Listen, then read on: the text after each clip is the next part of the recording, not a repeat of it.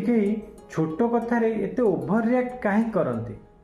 चा टिके ढालीगला, message reply करने को टिके डेरी हो गला, जिनसटा जो निया से जगह न रखाला किंबा कहीं टिके समालोचना करदेले हठात से माने विस्फोरण करती।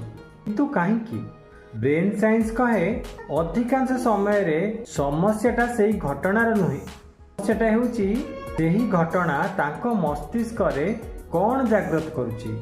जदि जड़े व्यक्ति पूर्वर ही स्ट्रेस, चिंता और मानसिक चापरे भरी रही तेबे एक छोट भूल मध्य ताको इमोशनल कप को उछुलाई दे पारे। एहा सहित आमिगडाला जहाँ आम मस्तिष्कर अलार्म सिस्टम केबे केबे एहा छोट कथा को मध्य एक बड़ विपद बोली भाबी निए।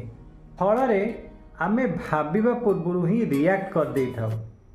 अनेक समय रे आजिर एक छोट घटना अतीतर कौनसी अवहेला, प्रतारणा किंबा कौनसी कष्टदायक स्मृति को जागृत कर दे थाए। न्यूटन कहिथिले every action has an equal and opposite reaction. किंतु मनीष मस्तिष्क रे केबे केबे छोट एक्शन 100 वर्ष धरी जमी रही भावना को जागृत कर दे थाए। सेथिपाई किछि रिएक्शन एक्शन ठारू बड़ देखा जाय थाए।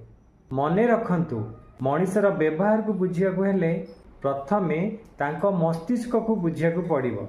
जदि आपणक नजर रे कहीं एभरी ओभर रिएक्ट करुथिबा लोक अछंती तांकर एक्शन उपरे न जाई तांकर रिएक्शन को भीतर बुझिया पई चेष्टा करंतु।